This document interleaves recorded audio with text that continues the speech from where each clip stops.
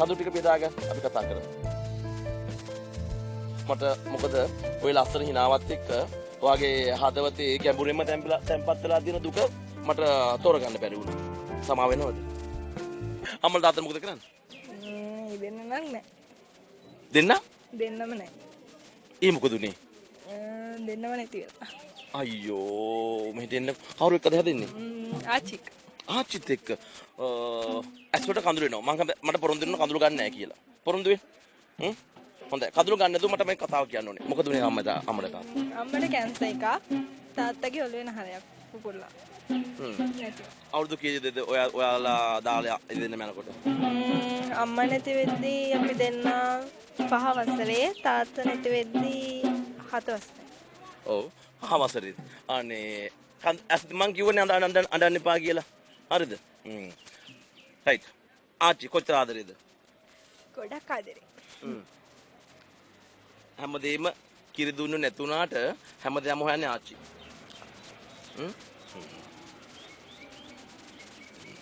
අඬන්න එපා.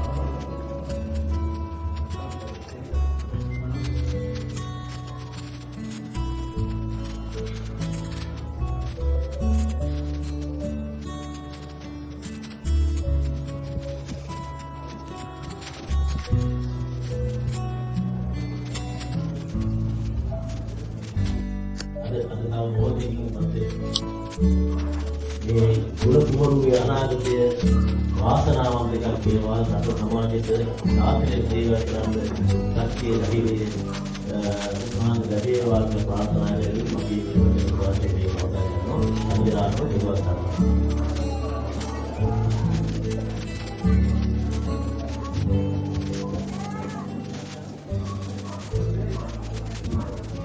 ඊළඟට පොඩි අනුශාසනාවක්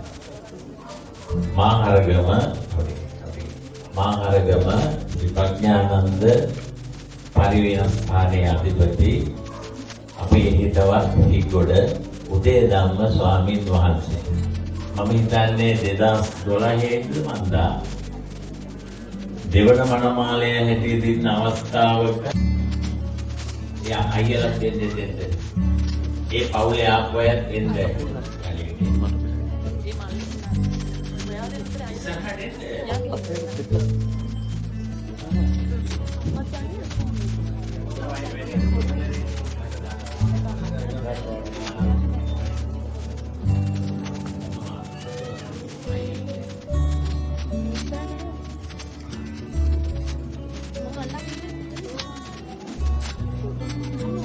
ෆොටෝ ගන්න.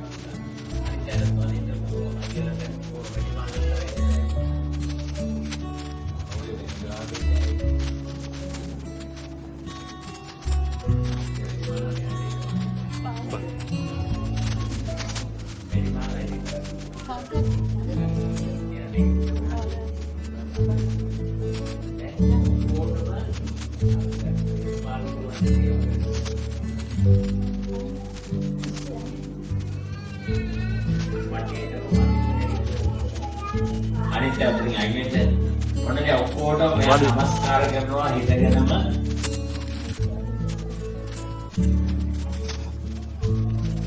හරි ඔක්කොටම වඩේට කරගෙන වදින්නේ ඔක්කොටම වදින්න හරි දැන් අම්මා එන්නේ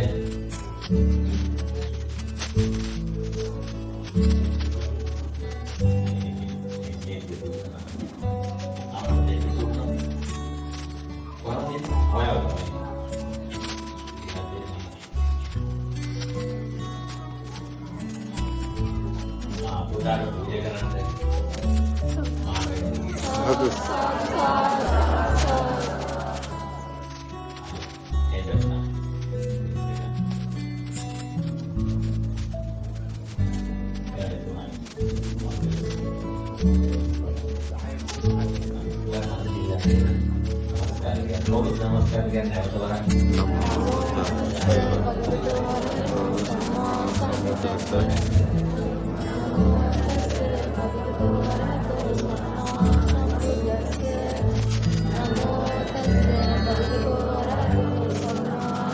तो बुद्धं शरणं गच्छामि धम्मं शरणं गच्छामि संघं शरणं गच्छामि द्वितीयंपि बुद्धं शरणं गच्छामि द्वितीयंपि धम्मं शरणं गच्छामि द्वितीयंपि संघं शरणं गच्छामि तृतीयंपि बुद्धं शरणं गच्छामि तृतीयंपि धम्मं शरणं गच्छामि तृतीयंपि संघं शरणं गच्छामि शरणागमनं सम्पूर्णं पाणातिपाता वीरमणि सिक्खापदं समादयामि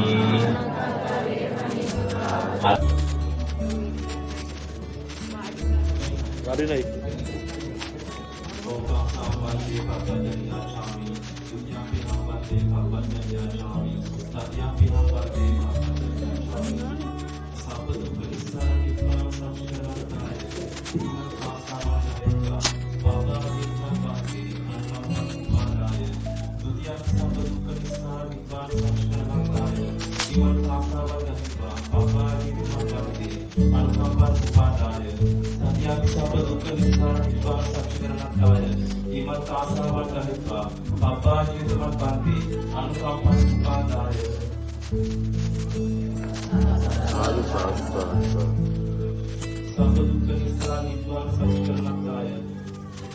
एतं कासावं दत्वा पापाजेतमं बन्ति अनुकम्पन् उपादाय सब्ब दुःखनिस्तार विद्वान् साक्षीकरणार्थाय एतं कासावं दत्वा पापाजेतमं बन्ति अनुकम्पन् उपादाय तथापि सब्ब दुःखनिस्तार विद्वान् साक्षीकरणार्थाय एतं कासावं दत्वा पापाजेतमं बन्ति अनुकम्पन् उपादाय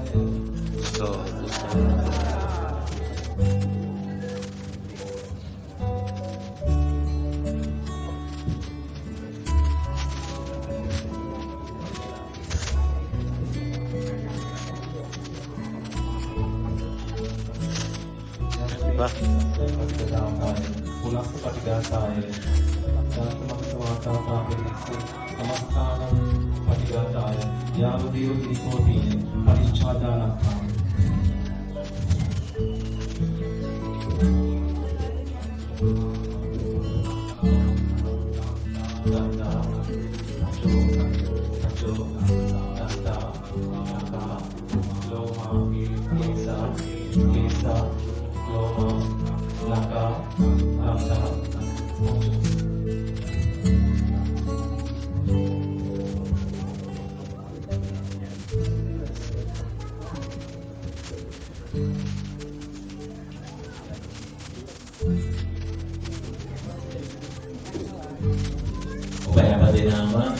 බොහොම ඉන්න දැන් සිවුරු එක පොරවලා මේ ස්ථානට එනවා.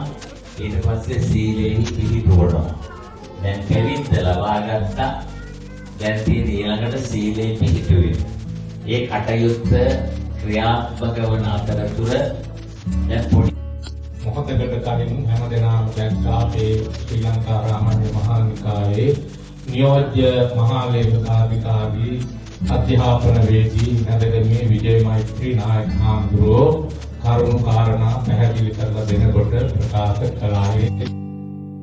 ඉතින් දැන් බලාපොරොත්තු වෙන්නේ මේ පැවිදි ජීවිතයට දැන් අපි චාරිත්‍රානුකූලව පැවිද්ද ඉල්ලා සිටියා. ස්වාමීනි මම පැවිදි කරන්නයි කියලා ඉල්ලා සිටියා.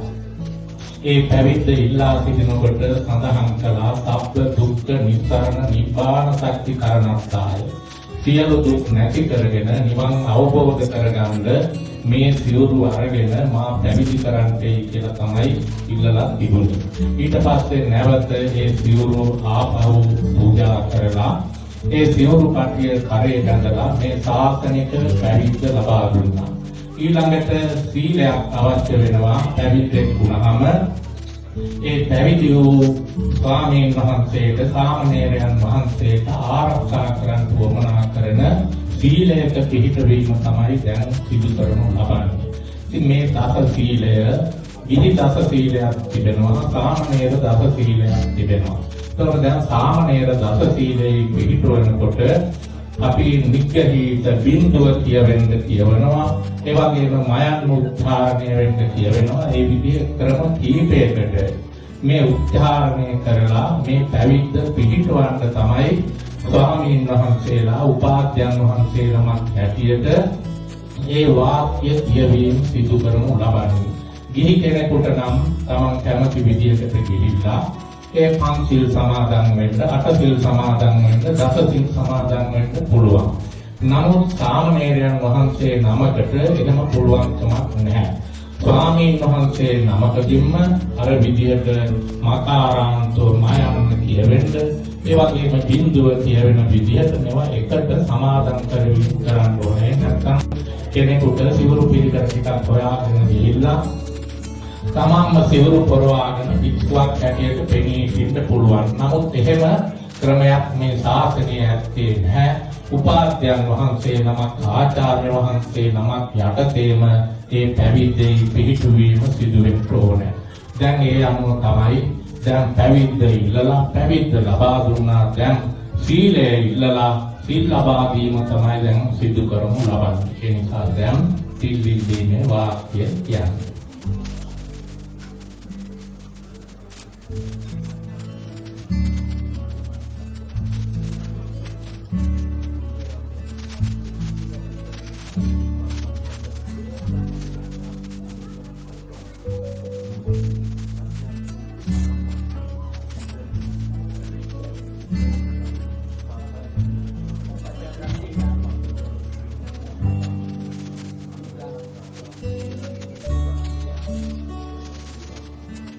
යමහං වදාමි සංවදේහි. නමස්කාරය. නමෝ තස්ස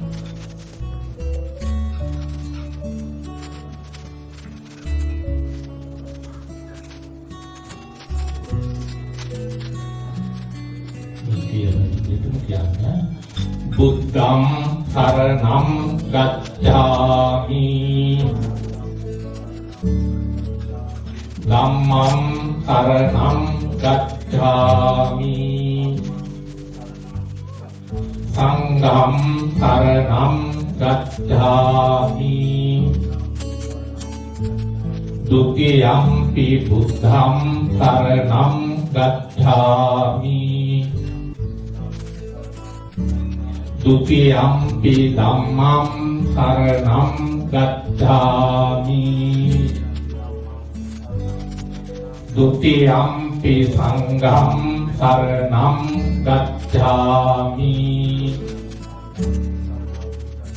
တတိယံ පි බුද්ධං සරණං ගච්ඡාමි